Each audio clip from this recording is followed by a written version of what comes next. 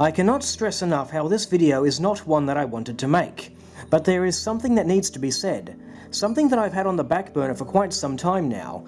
Today, we are going to look at perhaps one of the saddest stories in the history of the moon landing hoax movement.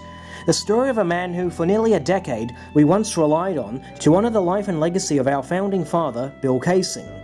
A man who, through the collaboration of many of Kaysing's followers, and even members of his family, established an online memorial to the great man that, even today, is still erroneously treated by the casual viewer and the media alike as the go-to place for anything Bill Kaysing. Sadly, our association with this webmaster has ended in a betrayal of untold magnitude. Thousands of hours establishing the Bill Kaysing tribute site, all exposed as a disingenuous and veiled attempt to sully the man's name by association with nonsense that neither he nor any sane and critically thinking person would ever dare tread. As you can probably guess from the title of this video, you probably already know where I'm going with this. In light of this betrayal, several members of Kaysing's family have requested to be removed from the webmaster's emailing list. David Percy declined to be a contributor to the webmaster's disingenuous Bill Kaysing autobiography, and Wendy Kaysing sent the webmaster a cease and desist after she learned that said autobiography was nothing but a shameless plagiarism of her father's writings and statements. In the face of all the overwhelming evidence of betrayal, this webmaster continues to act in the public's eye as though he is a trusted friend of Bill Kaysing's family and supporters. Today, we are going to look at Bill Kaysing's biggest traitor, Albino Gallipini.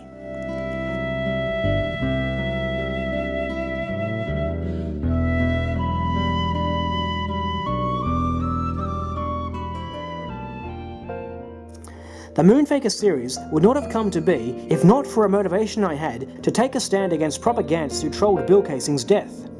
This series was originally written as an essay intended for download off the Bill Kaysing tribute site.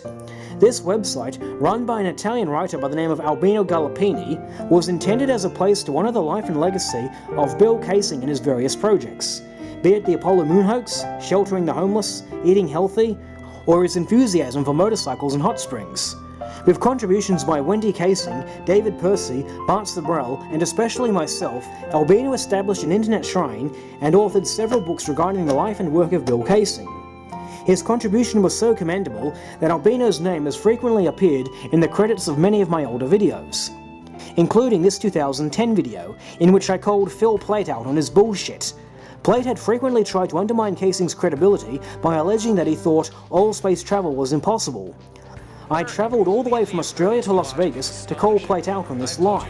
I actually feel that having seen your videos, having listened to you talk, no matter what I say, you're not going to hear my actual words. Well, I'm just asking you. I've seen you bring up points that are out of context. No, I don't bring up points that are out of context. In fact, I wanted to ask you to validate the context of one of your claims. You've said that millions of times... I'm not answering any of your questions. Well, it's just a simple question, mate. I don't trust you. It is that simple. Well, I don't trust you either, I can tell you that now.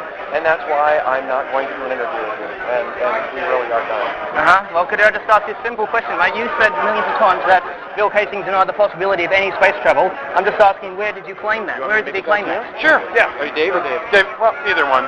Dave's fine.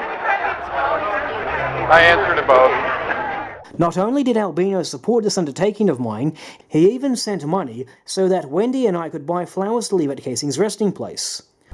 Do you have any, comments along what Phil Plait kept accusing your father of? He kept alleging that your father said any kind of space travel is impossible. I think that the problem here is that people often take things out of context. And once upon a time, my father said that we had the ability to, and this is way back in the 60s, said we had the ability, and he learned this from the scientists that he was working with at Rocketdyne Division of North American at the Santa Susana Jet Propulsion Laboratory, and he was a technical writer, and the scientists told him at the time that we had the technology to get to the moon but not get back, and it was based on the law of probability and all currently available information. Well, obviously that was then, and I can't imagine my father ever saying that we could not do space travel. That's ludicrous. That's ridiculous. My father was a very intelligent man. He had a super high IQ. So anyone who says that about my father is just trying to discredit my father's ability to even think. So I just say that's absolutely preposterous. When Wendy and I met Albino in 2012, it was clear that he knew space travel was possible. Really good. I really like the resolution. Isn't it? Yeah. Fine. I think which shot is this one? Is this from Apollo or from Lunar Orbiter? No, Apollo. They are 69. Okay, yeah. I see. 69. Yeah, I recognize that one. Yeah. Apollo mission. Yeah, that one's from Apollo 8, if I recall correctly. No, well, maybe, but they are very old. These journals are from 69. They were in the news vendor at the time, just on time. Really interesting. Yeah. My idea that some pictures like this may be real. That they sent an automatic probe around the moon to take pictures, like a row. Yeah. But of course, and so this picture may be real, of course. Yeah, I believe we've never astronauts. I believe they sent a probe to take pictures. Maybe a module with no astronaut inside. Not only did he express his beliefs that the moon pictures supposedly taken by the astronauts in lunar orbit were taken by unmanned missions, but he also interviewed Wendy Casing and asked her about her father's moon hoax beliefs. She reiterated exactly what she had told me in response to Phil Plate's straw man. Of course, I can't avoid asking you how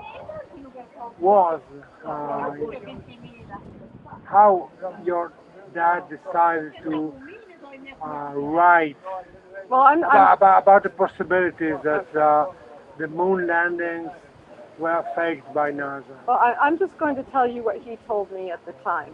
And he just said, well, what he had learned, because he was the man at Rocketdyne who translated what the scientists discovered, and he converted it to these proposals, to his reports, in a language that government people could understand. And he just said the scientists told him that they didn't have enough knowledge at the time to accomplish a moon mission where men could go to the moon, land on the moon, and come back. He said the scientists told him they could probably had enough ability to get there, but not come back. And he was basically quoting the scientists that he talked to. The main problem was with manned mission, not automatic probe. But at the time in the 50s, at the time that he worked there, he said they had enough expertise possibly to get there, but not to get back. And he referred to the law of probability. He said just looking at the law of probability, in other words, there's so much that could go wrong that the law of probability ruled out us being able to get there and come back. And that's basically what he told me at the time.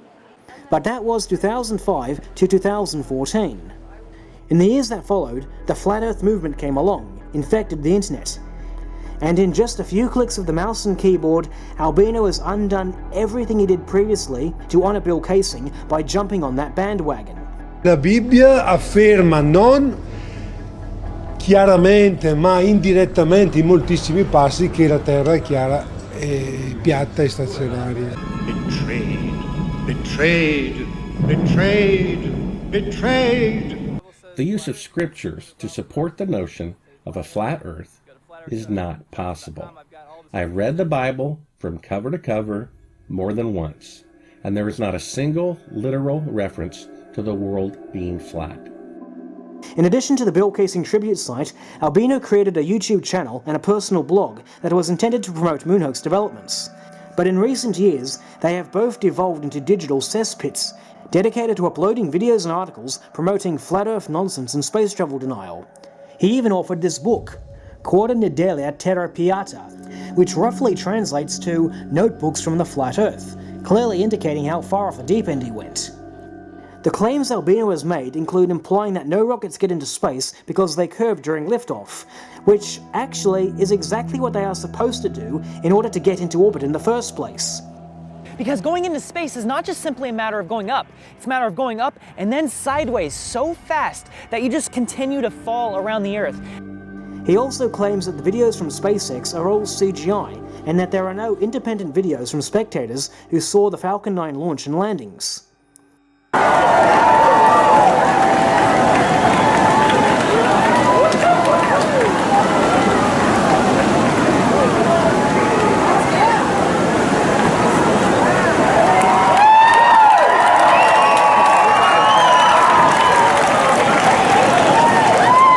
He falsely alleges that Polaris can be seen from the southern hemisphere, that the Challenger crew are all still alive and still living under the same names, that the satellites people see in the night sky are in fact just high-altitude balloons, and it generally denies that photos and videos taken from high-altitude flights show curvature. These are all completely ridiculous claims that do not even pass primary school levels of scrutiny. It's bad enough that Albino has completely destroyed his credibility by promoting this nonsense, but he has sunk to a new low by trying to associate Bill Kaysing's legacy with it, and in doing so, try twisting Kaysing's work into something to support flat earth nonsense. Albino Gallipini has repeatedly claimed in personal communication, and in at least one of his blog articles, that Kaysing claimed that no rocket could reach velocities faster than 5 km per second. Since orbital velocity is 8 km per second, this has led Albino to claim that no rocket can travel fast enough to get into orbit. However, a quick little fact check of Albino's references reveals that the 5 km per second he refers to applies to exhaust velocity. Exhaust velocity, abbreviated as VE, is the velocity of the exhaust gases relative to the rocket, not the velocity of the rocket itself. This simply means that no matter how fast the rocket is traveling, the exhaust gases are moving in the opposite direction at a maximum velocity of 5 km per second. So, you have a rocket. You can see my little picture of a rocket. There's two things that are really, really important about the rocket. One, the rocket velocity. This is how fast your rocket is going to go. And then the exhaust velocity.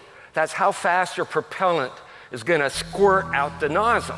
To find out how fast a rocket can travel, you'll need the Tsiolkovsky equation, the maximum change in velocity of a rocket, assuming that no other forces are acting on it.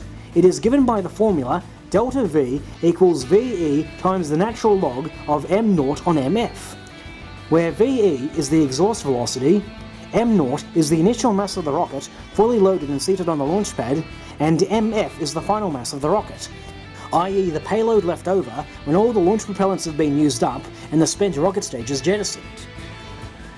Consider, for example, the SpaceX Falcon Heavy.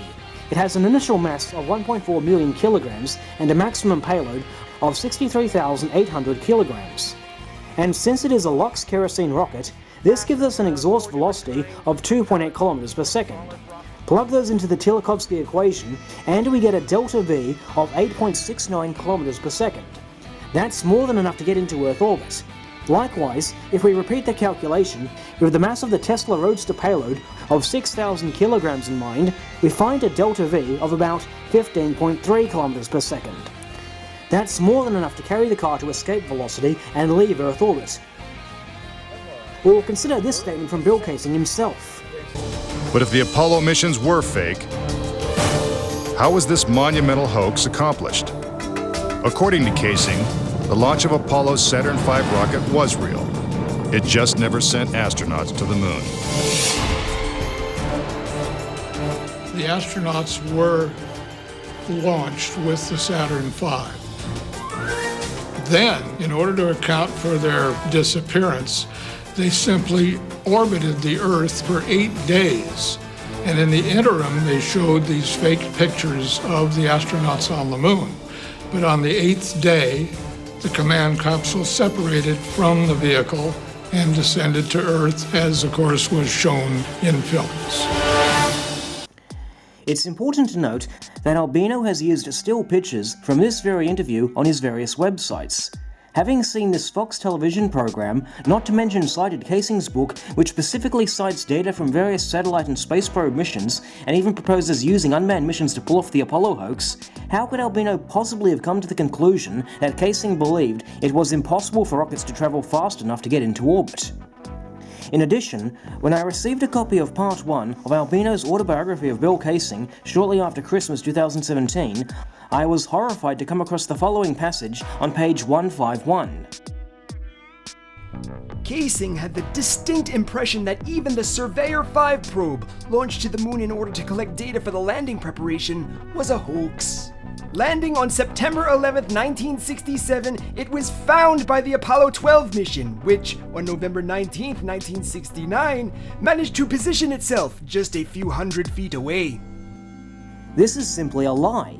Firstly, the Apollo 12 crew allegedly landed near the Surveyor 3 spacecraft, not the Surveyor 5 spacecraft. Secondly, Casing himself cited data from the Surveyor 5 in his book, as well as Surveyors 6 and 7. All three of these missions carried alpha particle X-ray spectrometers for the purposes of performing a chemical analysis on the lunar soil. Casing had proposed using this geological data as a guideline for how they would go about faking rocks from the moon allegedly brought back by the Apollo astronauts. Casing explicitly explains this on page 175. NASA had the funds to employ top scientists to predict what kind of rocks and other minerals might be expected to be found on the lunar surface. These predictions would be made from extrapolations of terrestrial geology and data from Surveyor, if indeed these really landed. He also made this statement on the Nardwuar radio show. Well, do you believe that rockets ever made orbit? Like, did Surveyor or Pioneer actually happen? Possibly, possibly not. I'm not absolutely certain about that. I will concede that certain unmanned vehicles might have made it to the moon. The Russians are supposed to have sent some unmanned vehicles to the moon, and possibly our Surveyor did land on the moon, but units with people in them, never. It should be clear that Casing never said the Surveyor was faked. He said he was unsure about it, but his writings seem to lean towards them happening, as he proposes using the geological data as a means to cross-reference the moon rock with their terrestrial counterparts. When I complained about this to Albino, he attempted to save face by claiming that Casing said the Surveyors might have been a hoax in the personal papers he had access to. I asked him to supply me with those papers in question. Unsurprisingly, Albino never did. I, for one, would love to see a fully referenced quote from Casing saying that the Surveyor missions were faked. It certainly doesn't fit with the statements that Casing had made publicly about them. I don't expect Albino to supply such a quote, and that's because I have no doubt that his reference is a fabrication, just like his claim that Casing said rockets couldn't get into orbit. This is a totally new low. It is one thing to abuse Casing's research to try and use it to prop up flat Earth nonsense, but to outright put words in his mouth to try and reinforce that nonsense is unforgivable. One of Albino's favourite attempts to try and save face is claiming that he always kept Bill Casing's legacy separate from the flat Earth, but really, nothing could be further than the truth.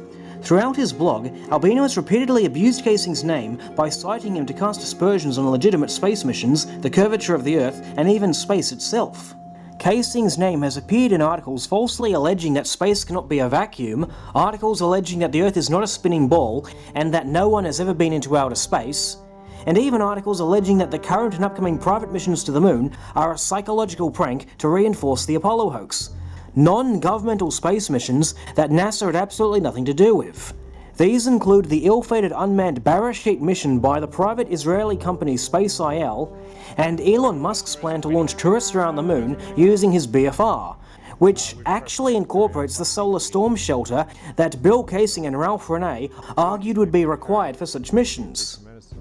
Instead of praising this private mission for meeting Casing's demands, or at the very least, praise what civilians have been able to accomplish without government space agencies, like a normal person would, Albino instead quote mines Casing and abuses his words as though he would actually agree that these non-governmental missions are part of a NASA cover-up. If you have been following my videos outside of the Moonfaker series, you'll know that I have made no secret of the fact that I believe the private space sector will be the way of the future. Whereas NASA perpetually pushes the launch date for return missions to the moon further and further into the future, the private space sector has bent over backwards to try and make space accessible to the average citizen. SpaceX in particular has proposed building gigantic rockets that could easily lift a shelter surrounded by several meters of water. So Albino's attacks on the private space sector and attempts to use Casing's name to cast aspersions on these undertakings were ultimately, for me, the last straw. In February 2018, Wendy shared with us the live launch coverage of the Falcon Heavy launch, landing, and its deployment of Elon Musk's Tesla Roadster. I, in turn, shared amateur video recordings of the launch and landing, as well as sightings from the ground clearly showing the car traverse the sky and even the engine plume firings the upper stage did to carry the car to escape velocity.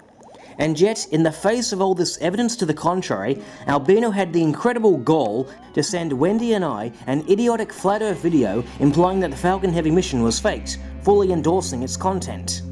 And yes, he really did end his message with, "Jara, wake up!" I sent the following reply to all the recipients. Albino, you fucking wake up! Millions of people saw the Falcon Heavy go up and come back down again. Look at these videos below. Look at the thousands, if not millions of civilians all gathered on the beach area alone. They all saw the rocket go up and come back down again. Denying that millions of people in Florida saw the Falcon Heavy landing is like denying that millions of people in Italy saw the sunrise this morning. Not to mention the fact that the Tesla was tracked optically as it orbited the Earth. They even saw the plumes of the engine firing it did to leave Earth orbit. This is not something you need rely on NASA to see. Millions of civilians all over the world saw this happen through their own telescopes. As for that bullshit video you sent me, allow me to explain why it is wrong. Now, I was going to make a point-by-point response video to this video that Albino sent us, but as you can see, this video has been taken down, and it seems the account has been either terminated or closed. It says here, this video is no longer available because the YouTube account associated with this video has been closed. I don't particularly feel like kicking a dead horse, but don't worry, you're not missing out on much. It's the same bullshit that I've already debunked in past videos.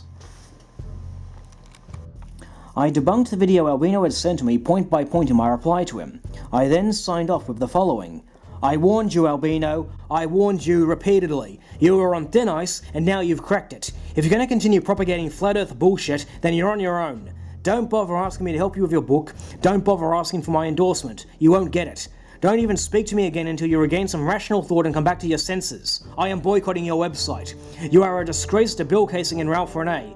You do not have my permission to use anything from Renee's book unless you include this passage from him in huge capital letters. Our shuttles routinely blast off to orbit the Earth. There is not a single doubt that man is in space. And while we're on the subject, I want all copies of Renee's books returned to me. That's my property, and I no longer trust you with them. Jara. David Percy had the exact same sentiments as I. He sent the following reply to Albino's email. Hello, Albino. I'm absolutely amazed that you, of all people, have fallen for this flat earth nonsense. Please think very carefully indeed about believing in anything to do with suggestions that the earth is flat. Now, in the light of your beliefs, I no longer wish to be a contributor to the second volume of the book you're working on. Please remove any references to me or my websites, and I will now not be sending you the detailed accounts of my meetings and sessions with Bill Kaysing. He would be extremely disappointed to learn your views, and I am too. I fully support Jara White in his statements to you on this serious matter. Please do as he requests. And please confirm that you have received this message. David Percy. Albino responded the very next day. Rather than try to reconcile, he instead doubled down on his flat earth nonsense. He shared a link to a YouTube video review of his Kaysing book, the presenter of which was claiming that Kaysing knew rockets couldn't get into space. Bullshit, which I was quick to call him out on. In fact, of all the reviews of his Bill Kaysing biography that he could have posted, this is the only review that Albino shares on the Bill Kaysing tribute site. A video recorded by a flat earther who goes off on anti-SpaceX tangents. You see in this video, there's no land masses, right? I mean, you see the picture there. You see Earth in the background. No land masses there. I mean, it's like there's only water on this so-called planet. Please, the car is obviously traveling above the Pacific Ocean. The Pacific Ocean is almost entirely devoid of land masses, so naturally, water is going to occupy much of the field of view when the car is flying only a few thousand kilometers above the Pacific Ocean. And furthermore, this is just cherry picking, because earlier in the video, before the full view of the Pacific Ocean, my home country of Australia was seen prominently in the live feed. Elon Musk even posted about it on his Twitter account. Look at this video clip. You can clearly see Queensland, New South Wales, the Great Australian Bight, even Fraser Island is visible. That is unambiguously Australia. Myself, David Percy, and even Wendy Casing have all tried to reason with Albino, but he continues to double down on this flat earth nonsense. He either ignores our refutation, changes the subject in the hope that some other nonsense will stick, or preemptively dismisses our rebuttals as fake news intended to discredit the flat earth. As David Percy put it, Albino has become such a lost cause that it is like losing somebody to drugs. Both Bart Sabrell and myself have started to wonder if Albino was ever truly genuine about his Bill Casing tribute site. Did he seriously create this site to genuinely honour Bill Casing and just go off the deep end at some stage? Or was this so-called tribute website created with the intention of someday dropping the flat earth bomb on Casing's legacy to undermine his credibility in doing so? It is truly unbelievable that it has come down to this. This is no longer a matter of some idiots on the internet leeching off the work of serious moonhoax researchers. This flat earth and space travel denial movement has corrupted the webmaster of the Bill Casing tribute site and has essentially hijacked Casing's legacy. After all the damage Phil Plait and Jay Windley have done with their lies about Bill Casing on their respective websites, and now all the damage the Flat Earth movement has done, I fear that newcomers to the moon hoax will learn of Bill Casing not from his book or interviews that he gave various documentaries on this subject, but from flat earthers who have essentially hijacked his legacy and abused his work. I've lost count of how many times I've come across stolen interviews of Bill Casing uploaded to YouTube with Flat Earth erroneously and misleadingly added to the title or description. And it is only going to get harder to separate Casing's work from the Flat Earth nonsense when the webmaster of the Bill Casing tribute site has jumped ship to that loony bin. Mi appresto a questo atto di violenza a fini dimostrativi per porre fine a un mito.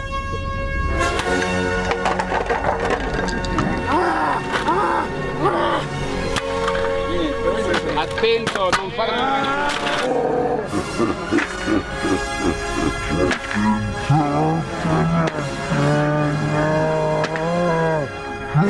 Basta globo!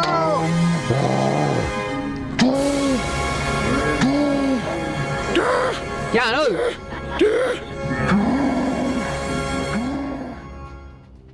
If there is any truth to the psychological warfare theory, then no doubt this result is exactly what was intended when the Flat Earth movement was revived in recent years as a disinformation vehicle. No thinking person should allow themselves to be conned or fall for such a highly organised, well-funded psyop. If the Flat Earth proponents aren't disinformation agents, then they are certainly doing the government a free favour by propagating this nonsense. I have started a petition on change.org, a link is in the description, demanding that Albino Gallopini step down as webmaster for the Bill Casing tribute site and relinquish his website managing duties to someone more qualified, someone wise enough to know better than to subscribe to this Flat Earth nonsense. Just in case there's anyone out there who actually believes that the Earth is flat because they now doubt everything that they previously believed because of being surrounded by so many lies every day, let me assure you, the Earth is a sphere. I have personally flown all over the world, east and west, with the window seat. I've looked out the window several times at the northern Arctic region over both the Atlantic and Pacific Oceans, which airlines fly over to save travel distance because the spherical shape of the Earth makes this region narrower, therefore a shorter distance. If the Earth were flat, this would cost more fuel, not less, which the airlines would never do.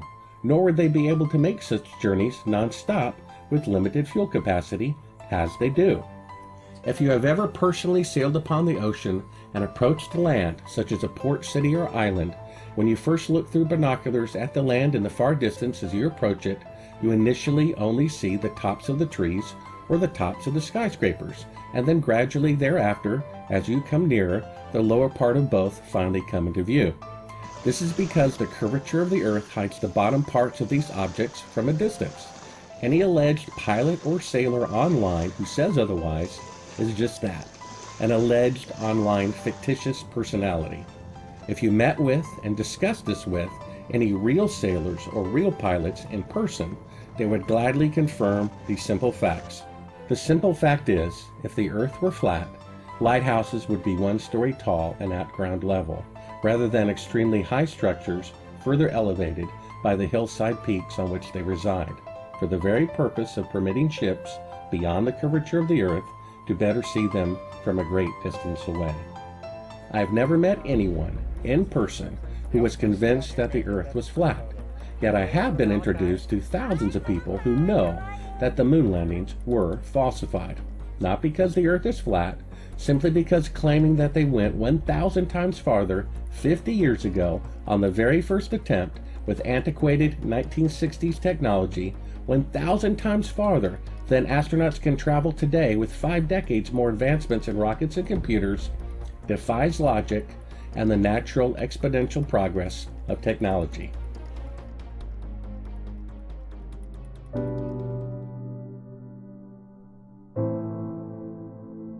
Albino Gallipini was a serial liar and a traitor. His blatant false claims that casing-denied rockets could get into space is the very straw man fabricated by Phil Plait that I've spent the last 14 years to refute. By giving credence to this lie, Albino is quite clearly no better, if not worse, than the propagandists who trolled Casing's death. I have a lot more to say, but again, it won't fit in one video. As stated previously, Albino's betrayal extends so far as to using Casing's name to cast aspersions on even non-governmental space missions. In the next video, I will explain why Albino's misuse of Casing's legacy as a weapon to attack the private space sector was the last straw.